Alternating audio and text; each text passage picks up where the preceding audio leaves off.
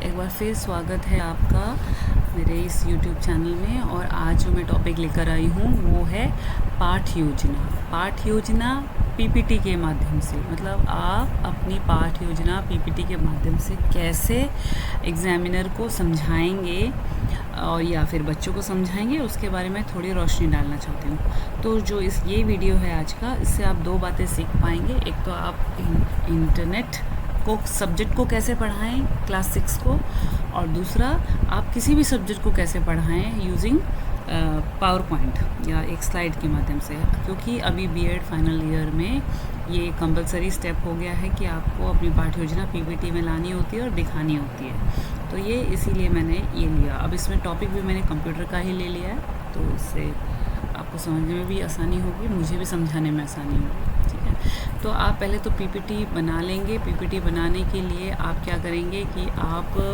Chat GPT का use कर सकते हैं। चैट जीपीटी के अलावा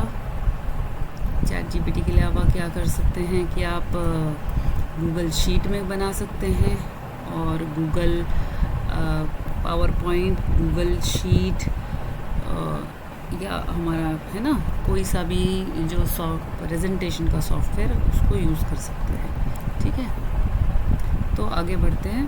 अभी हमने इसमें ये देख रहे होंगे कि मैंने क्लिक किया और ये अगली स्लाइड में पहुंच गया। आप एरो की से पिछली स्लाइड में दोबारा पहुंच सकते हैं। तो आपने अगर चैट जीपीटी से या खुद से जो भी पावर पॉइंट प्रेजेंटेशन बना लिए है, उसको समझाते वक्त क्या तरीका है वो मैं बताऊँ। तो सबसे पहले आप F5 प्रेस करेंगे। F5 प्रेस करते ही ये फुल स्क्रीन में आ जाएगा। उसके बाद आप समझाने के लिए आपके पास एरो आता है। ठीक है, इसको आप कंट्रोल P की हेल्प से पॉइंटर में कन्वर्ट कर सकते हैं। जैसे ये देखिए पॉइंटर आ गया और उससे मैं कुछ भी ड्रॉ कर सकती हूँ। तो मुझे कुछ एक्स्ट्रा समझाना है तो मैं यहाँ लिख सकती हूँ। ठीक है, इससे काफ़ी प्रभाव पड़ता है समझाने में। आपके पास स्टाइलस पेन वगैरह नहीं है तो आप ये इस तरीके से कर सकते हो। तो जो मैं समझाते वक्त बता सकती हूँ कि हमारे पाठ योजना का टॉपिक है इंटरनेट। अब मुझे अगली स्लाइड में जाना है तो इस पॉइंटर को बदलना है। तो इसके लिए मैं कौन सी शॉर्टकट की प्रेस करूँगी? इसके लिए मैं शॉर्टकट की प्रेस करूँगी Ctrl+M। ये मैंने कंट्रोल का सिंबल बनाया है और उसके साथ M। Ctrl+M प्रेस करते ही आप दूसरी स्लाइड में आ जाएंगे। मतलब आपका एरो वापस आ जाएगा और फिर आप एरो को क्लिक करें और आप दूसरी स्लाइड में आ जाएंगे। ठीक है, अब मैं यहाँ समझाना चाह रही हूँ कि अगली स्लाइड का हमारा टॉपिक है इंटरनेट क्या है। हम बच्चों से भी पूछेंगे बच्चों इंटरनेट क्या है, फिर वो अपना उत्तर देंगे। फिर उनके उत्तर के बाद हम अपनी डेफिनेशन देंगे। जैसे यहाँ पर ये डेफिनेशन दी हुई है, तो मैं पहले फिर से पॉइंटर ले आती हूँ। कंट्रोल P से हमारे पास पॉइंटर आ जाएगा, ये आ गया पॉइंटर, और फिर हम अपने बच्चों का ध्यान इधर आकर्षित कर सकते हैं या एग्जामिनर का ध्यान। इंटरनेट दुनिया भर में कंप्यूटर को जोड़ने वाला एक नेटवर्क है। यह जानकारी पाने, बात करने और खेलने में मदद करता है। आप देख सकते हो इस एरो का बहुत फ़र्क पड़ रहा है। मैं यहाँ समझा भी सकती हूँ कि ये दिल्ली, ये मुंबई, और ये चेन्नई, और ये हमारा कोलकाता। तो ये 4 अलग अलग सिटी आपस में जुड़ी हुई हैं कंप्यूटर के माध्यम से।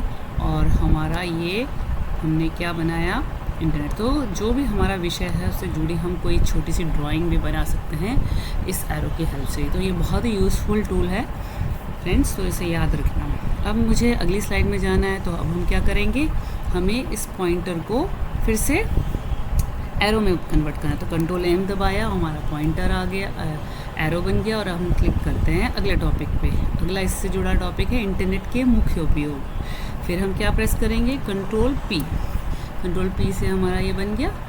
तो जानकारी प्राप्त करना, वीडियो देखना, ईमेल भेजना, चैट, वीडियो कॉल करना और ऑनलाइन गेम खेलना। तो हमने कुछ उपयोग यहाँ लिखे हुए हैं। ठीक है, बच्चों से हम पूछ भी सकते हैं भाई आप और कोई उपयोग बताओ। तो इस तरह हमारी टीचिंग में इंटरेक्शन भी इन्वॉल्व हो जाएगा।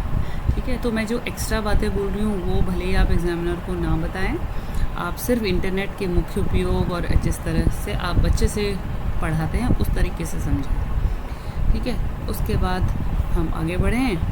तो मैं इंटरनेट के उपयोग के बाद वेबसाइट और वेब ब्राउज़र टॉपिक आई हूँ। तो वेबसाइट क्या है, इंटरनेट पर मौजूद पेज को हम वेबसाइट बोलते हैं, और वो सॉफ्टवेयर जो इस वेबसाइट को खोलने में मदद करता है उसे हम ब्राउज़र कहते हैं।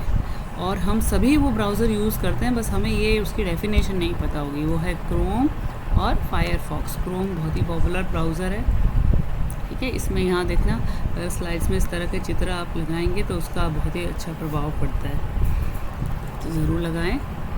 और ये मैंने क्लिप आर्ट गैलरी से फ़ोटो डाली है, तो ज़्यादा मुश्किल भी नहीं है बनाना। अगर इंटरनेट नहीं भी है, चैट जीपीटी नहीं भी आता है, तो पावर पॉइंट में आप क्लिप आर्ट एक ऑप्शन होता है, वहाँ से इमेजेस ढूंढ सकते हैं, ठीक है। तो फिर हम आते हैं इंटरनेट की सुरक्षा। इंटरनेट की सुरक्षा के नियम कि आप वहाँ अजनबियों से बात ना करें, पासवर्ड किसी को भी ना बताएं। और जैसे ये गलती से आगे हो गया तो मैं एरो की से पीछे जा सकती हूँ, फिर पीछे जा सकते हैं, जहाँ मुझे जाना है वहाँ पे जा सकते हैं, ठीक है। और फिर हम कंट्रोल पी से अपना एरो ले सकते हैं। पासवर्ड ना बताएं, गलत वेबसाइट पर ना जाएं, माता पिता से पूछकर इंटरनेट चलाएं, क्योंकि हम स्कूल के बच्चों के लिए लेसन प्लान बना रहे हैं, तो माता पिता से पूछकर इंटरनेट चलाएं, ये बात हम उन्हें कह सकते हैं, ठीक है। फिर हम आगे बढ़ेंगे।